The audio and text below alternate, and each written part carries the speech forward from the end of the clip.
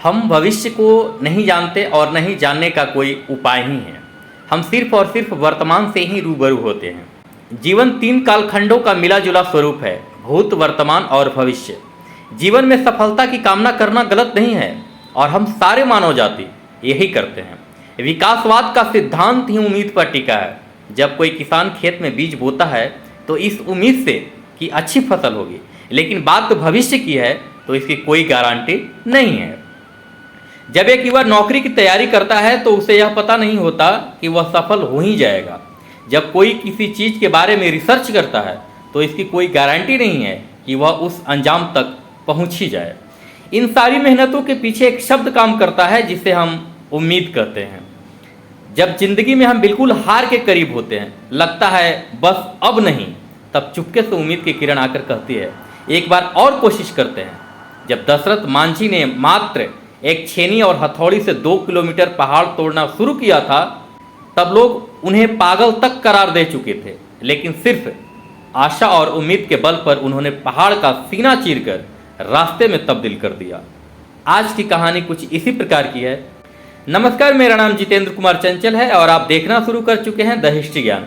हम लेकर हाजिर हैं प्रेरक कहानियों से जुड़ा कार्यक्रम जीवन कथा, जिसमें हम सुनाते हैं जीवन संघर्षों से जुड़ी कहानी जो आपकी जिंदगी को बेहतरीन बना सके। आइए कहानी की ओर चलते हैं। एक राज्य में एक दिव्यांग राजा राज करता था। उसके राज्य में कोई भी परेशानी या समस्या नहीं थी। सारे लोग खुश थे। सभी लोग उस राजा से बहुत खुश थे और वे प्रकृति को धन्यवाद करते थे कि इतने अच्छे राजा को उन्होंने उनकी जिंदगी में भेजा है। वह राजा दिव्यांग था, उसकी एक आंख नहीं थी और एक पैर नहीं था, लेकिन फिर भी राजा को इस बात का कोई भी मलाल नहीं था। एक दिन राजा अपने महल के गलियारे में घूमते हुए अपने पूर्वजों की लगी तस्वीर को देख रहा था और सोच रहा था कि मेरे पिताजी इतने शूरवीर थे, उनके पिताजी इतने शूरवीर थे, हमें इतने शूरवीर खानदान में जन्म लेने का मौका मिला। यह जरूर ऊपर वाले की मेहरबानी है। राजा सारे चित्रों को देखते हुए आखिरी चित्र तक पहुंचा और फिर उस खाली जगह को देखा तो वह चिंता में पड़ गया, क्योंकि उसे मालूम था कि अब यहाँ जो तस्वीर लगेगी वह उसी की लगेगी। लेकिन राजा को इस बात की चिंता नहीं थी कि वह मर जाएगा। चिंता इस बात की थी कि वहाँ जो तस्वीर लगेगी वह कैसी होगी।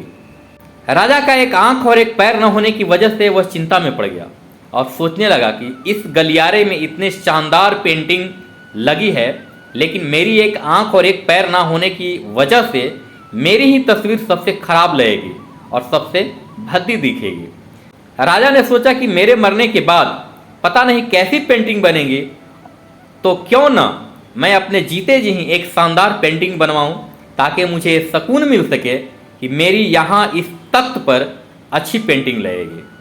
राजा ने अपने राज्य में ऐलान करवा दिया और सभी पेंटर्स को बुलाया गया और कहा गया कि जो भी पेंटर राजा का शानदार पेंटिंग बनाएगा उसे शानदार इनाम मिलेगा।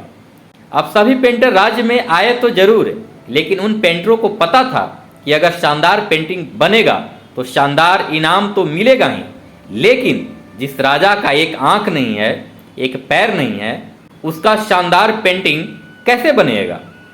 पेंटर सोच रहे थे कि इनाम का तो पता नहीं, लेकिन अगर शानदार पेंटिंग नहीं बनी तो सजा जरूर मिलेगी। इसीलिए बड़े बड़े चित्रकार भी राजा की पेंटिंग बनाने हेतु आगे नहीं आ रहे थे।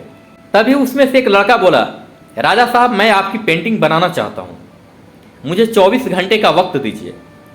अब सभी बड़े बड़े पेंटर हैरान हो गए कि ये लड़का क्या पेंटिंग बनाएगा, और अगर राजा को पेंटिंग पसंद नहीं आई तो इसे सजा जरूर मिलेगी। राजा ने बोला, ठीक है, आप बना करके आइए। अगले दिन वह लड़का तस्वीर बनाकर लाने वाला था और दरबार पूरी तरह से खचाखच भर चुका था। लोग दूर दूर से देखने के लिए आए थे कि यह लड़का कैसा पेंटिंग बनाकर लाएगा। अब लड़का जब राजा की पेंटिंग बनाकर लाया तो लोग आश्चर्यचकित रह गए। सब लोग जोर जोर से तालियां बजाने लगे, सीटी बजाने लगे, और जब राजा ने उस पेंटिंग को देखा तो वह खुश हो गया और बोला कि वाह, इतनी अच्छी पेंटिंग तो इस पूरे गलियारे में नहीं है। राजा ने उस लड़के को बहुत सारा इनाम दिया। आप अंदाजा लगाइए कि एक राजा जिसकी एक आंख और एक पैर नहीं हो, उसका पेंटिंग उस लड़के ने कैसा बनाया होगा, जिसकी वाहवाही प्रजा सहित राजा भी कर रहा था। उस तस्वीर में लड़के ने उस राजा को एक घोड़े पर सवार किया था। एक साइड से उस राजा का एक पैर दिख रहा था और राजा तीरंदाजी करते हुए निशाना लगा रहा था, और निशाना लगाते वक्त एक आंख बंद हो जाती है, और उस लड़के ने उस राजा की वही आंख बंद की थी जो राजा के पास नहीं थी। इस तरह उस लड़के ने राजा को निशाना लगाते हुए घोड़े के ऊपर सवार दिखाया, जिसे एक आंख बंद और एक ही पैर दिखाया, और इतना शानदार पेंटिंग बनाया कि वह अब तक की सबसे सर्वश्रेष्ठ पेंटिंग थी। इस कहानी का मोरल क्या है और इस कहानी से हम क्या सीख सकते हैं? उस लड़के के सामने भी चुनौती थी, संकट था, लेकिन उसने उम्मीद का साथ नहीं छोड़ा, क्योंकि उसको पता था कि अगर मैंने गलत पेंटिंग बनाया और राजा को पसंद नहीं आई तो मुझे सज़ा जरूर मिलेगी, भले इनाम मिले या ना मिले। लेकिन इस चुनौती को उन्होंने स्वीकार किया और एक सर्वश्रेष्ठ पेंटिंग बनाकर राजा को दी और इनाम भी पाया। इसी तरह से जिंदगी में आप जिस भी मुकाम पर हों, जिस भी संकट में फंस जाएं, जिस भी स्थिति में हों, अगर आपने आशा और उम्मीद का साथ नहीं छोड़ा तो यकीन मानिए आप उस संकट से बाहर निकल आएंगे और आपकी सफलता निश्चित है। जिंदगी में उम्मीद का साथ कभी मत छोड़िए, क्योंकि यही एक ऐसी चीज़ है जिसके सहारे सुख हो या दुख सभी परिस्थितियों में हम पॉजिटिव रहते हैं। आज की कहानी इतना ही। यह कहानी आपको कैसी लगी मुझे कमेंट के जरिए जरूर बताएं। आप अगर YouTube पर सुन रहे हैं तो सब्सक्राइब कर घंटी का बटन अवश्य दबा दें, साथ ही लाइक और शेयर भी कर दें। फेसबुक या इंस्टाग्राम पर सुन रहे हैं तो हमें लाइक और फॉलो जरूर कर लें। नमस्कार।